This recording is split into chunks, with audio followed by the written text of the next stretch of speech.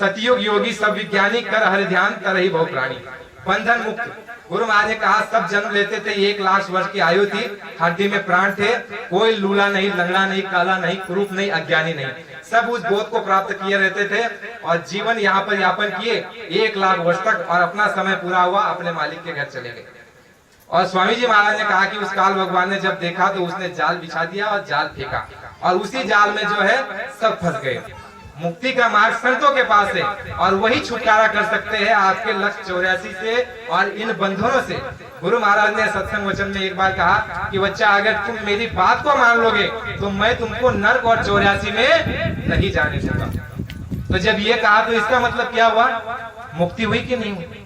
स्वामी जी महाराज ने कहा बच्चा अगर पुण्य करोगे सोने की बेड़ी है, पाप करोगे लोहे की बेड़ी है, पाप करोगे तो दुख पाओगे, नरकों में यातना पाओगे और 84 में जाकर के मार पड़ेगी।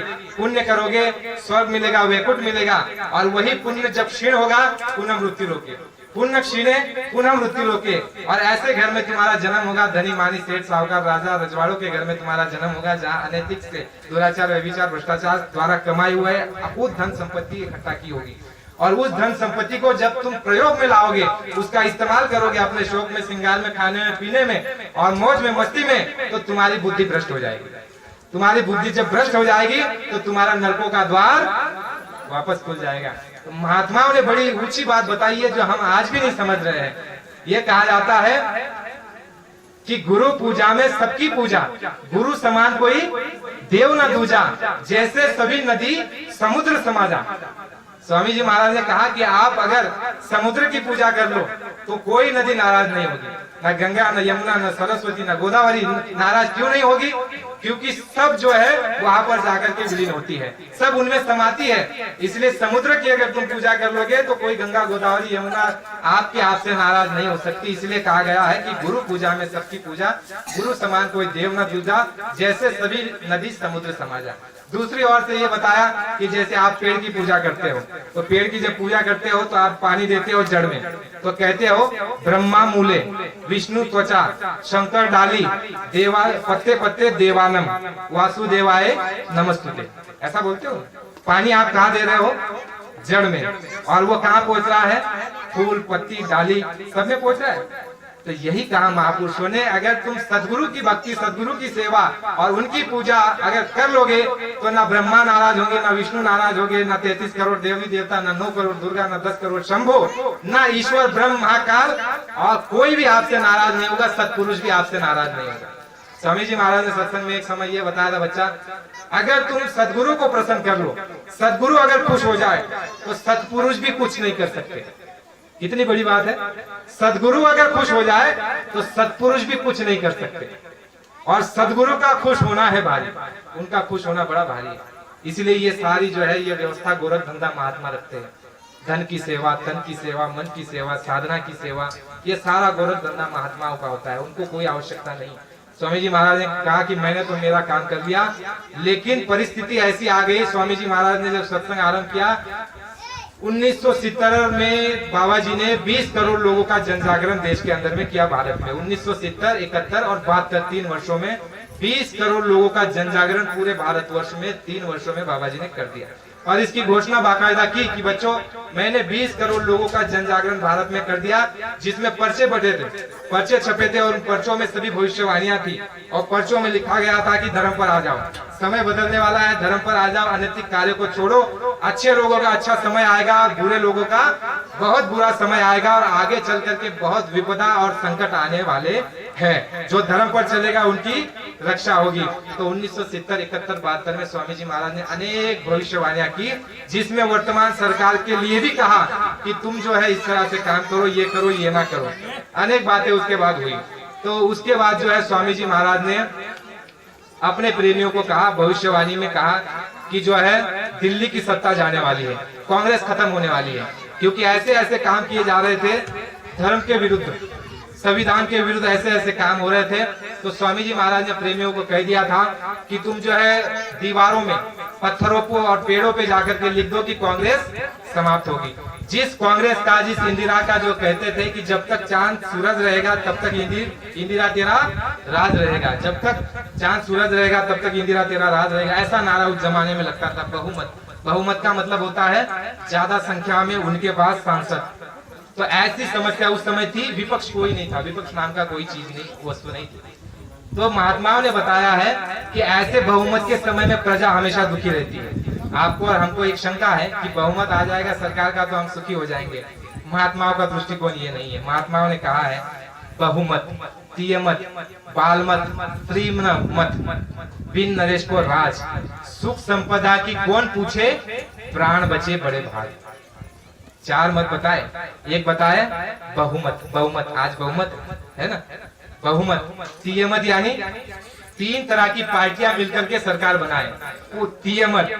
बालमत यानी अल्प बुद्धि, कम आयु का व्यक्ति, कम आयु का लड़का हो या जो भी स्त्री हो, और स्त्री राज में भी ये जो है सुख नहीं मिलने वाला।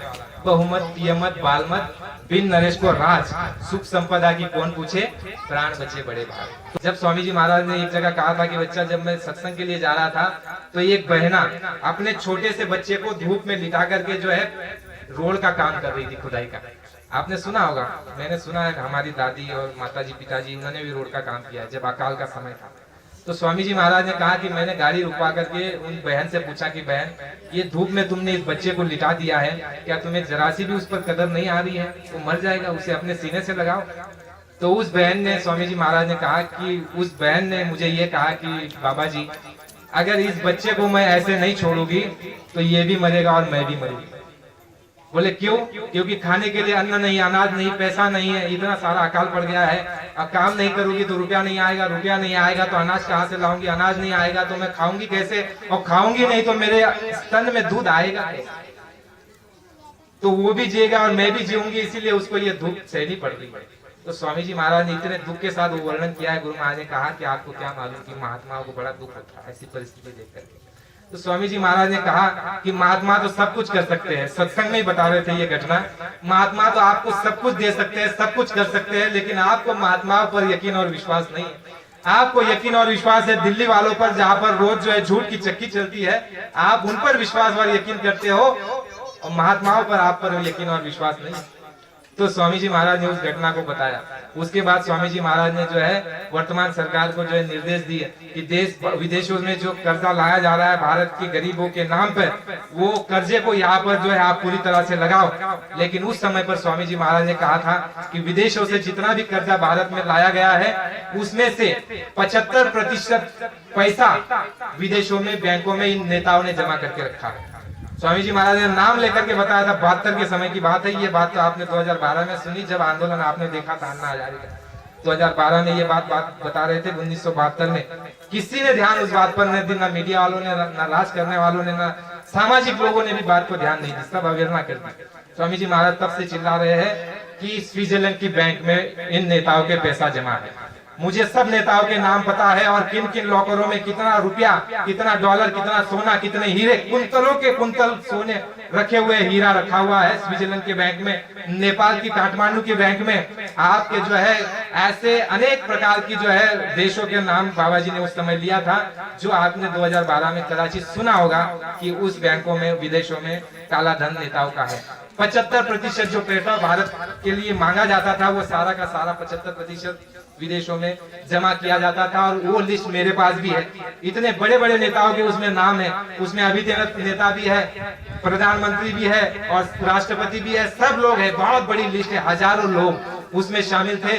बाबा जी को बहुत दुख होता था। बाबा जी ने कहा कि तुम इन गरीबों का पैसा हक मत मारो, तुमको बहुत बुरा दिन देखने को मिलेगा। 75% बाबा जी ने एक वचन कहा हुआ है। काठमांडू में गए थे स्वामी जी महाराज नेपाल में, तो वहां पर सत्संग दे रहे थे, तो वहां से मालूम किया गुरु महाराज ने और कहा सत्संग में आकर के यहाँ भारत में कि बच्चा, इन नेताओं ने नेपाल के काठमांडू में इतना सारा धन गरीबों के, जनता की गाड़ी कमाई का पैसा इकट्ठा किया हुआ है, अगर केवल नेपाल का ही पैसा भारत में ले आओ तो भारत समृद्ध हो जाएगा। किसने ध्यान दिया? लोग कहते हैं बाबा जी को उसने जेल में बंद किया, लेकिन इन परिस्थिति का कारण क्या क्या बना? समाज कल्याण। गुरु महाराज ने कहा कि मैंने ऐसा कोई असामाजिक काम नहीं किया, मैंने किसी प्रकार का कोई अनैतिक काम, कोई गलत शिक्षा लोगों को नहीं दी, लेकिन सरकार मुझसे नाराज रही।